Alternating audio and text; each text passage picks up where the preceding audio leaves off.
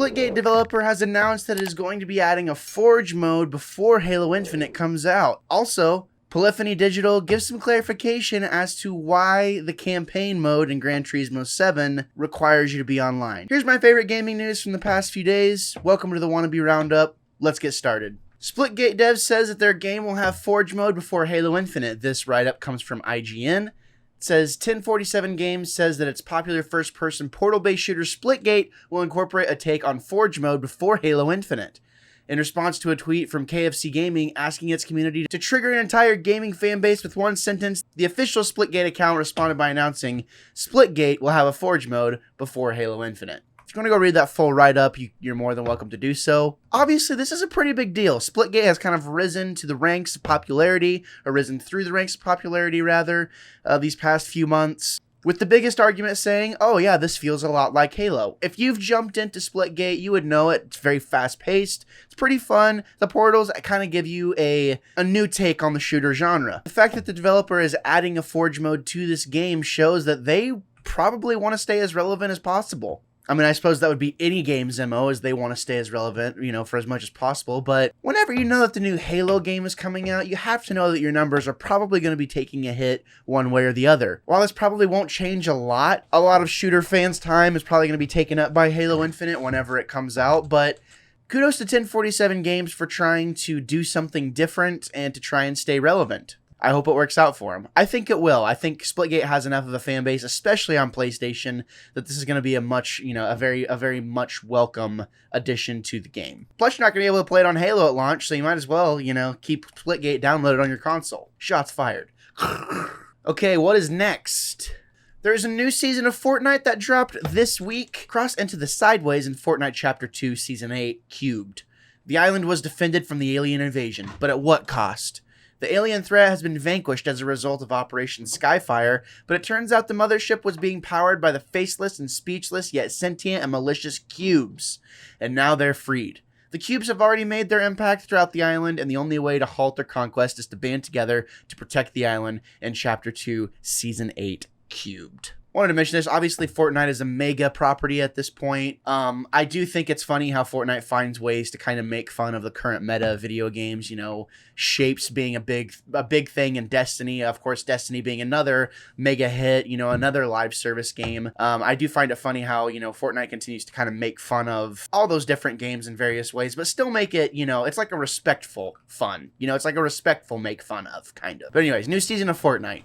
So, a few days ago, we talked about Gran Turismo 7 and how it will require an online connection to play the career mode or campaign mode. Since then, Push Square has published another article discussing why that is. Series creator Kazunori Yamauchi said this: the requirement for the online connection isn't specific to the cafe per se, it's just to prevent cheating overall from people trying to modify the save data, so that's the reason for the online connection.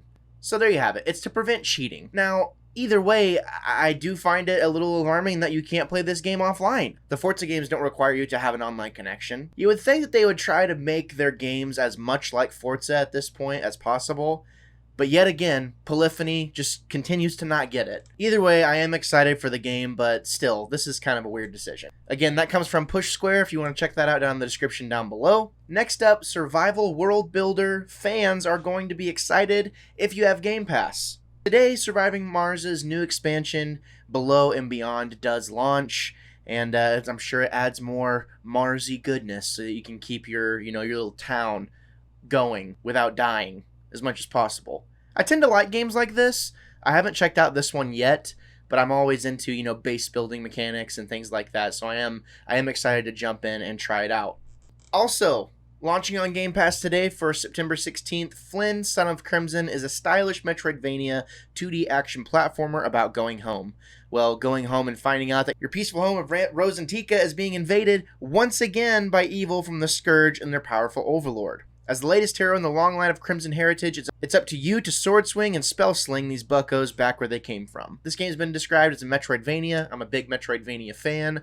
I'll definitely check this out. I mean, why not? It's on Game Pass, right? So if you're an Xbox Game Pass user, an Xbox fan, you have Game Pass, you're definitely going to have, be eaten good today. As well as, in the near future, they're always adding things to Game Pass. Looks like, if it hasn't already dropped, coming soon to cloud, console, and Windows PC. Phoenix Point is coming to console. Astral Ascending is coming to console, cloud, and PC. Flynn, as I mentioned before, comes to all three. I Am a Fish comes to all three. Skate Bird comes to all three. Superliminal comes to all three. Origami 2, Lost World, Sable, Subnautica Below Zero are all coming to cloud, console, and PC. Unsighted comes to console and PC. And Limniscate is coming to console and PC as well. If you want to see the latest Xbox news, you can head over to Xbox Wire to get these same updates, and the link will be down in the description down below. Also launching on Nintendo Switch today is Eastward. Eastward is also coming to Xbox and PC as well, not PS5, which is kind of sad. Looks like a really charming game. I'm pretty excited to jump into this. It says, escape the tyrannical clutches of a subterranean society and join Eastward's unlikely duo on an adventure to the land above. Discover beautiful yet bizarre settlements and make new friends as you travel across the world by rail. That's a really, really cool art style, and it looks like something that I think a lot of people are going to be interested in and appreciate. The art style alone is worth, it seems like it'd be worth the purchase. Looks like it has some interesting combat. And yeah, I'm excited to jump into it. I'll put the link in the description down below for those announcements as well. These next two come from industry.biz. I'll just read the headlines. It says Battlefield 2042 is delayed a month. EA pushes upcoming shooter release from October 22nd to November 19th. Not a huge deal. It's going to be interesting to see what happens because that's around the same time that Call of Duty Vanguard is launching. So it'll be interesting to see how those two games stack up against each other. No doubt Call of Duty will sell more copies, but we'll see which one gets talked about more on podcasts and stuff. Anthony Mackie is to star in live-action Twisted Metal show. Production joins slew of Sony titles transitioning from video games to film and TV.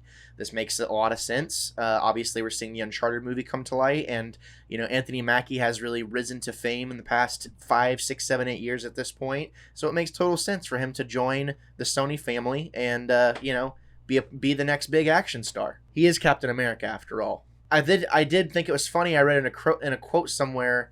He was asked to play Spartan Locke in a Halo TV show, but he said he only plays for winners. So there you have it. I just can't go one video without dogging Xbox, can I? I do like Xbox. I'm not a hater, all right? Well, that's it for your Wannabe Roundup today. I appreciate you tuning in if you decided to do so.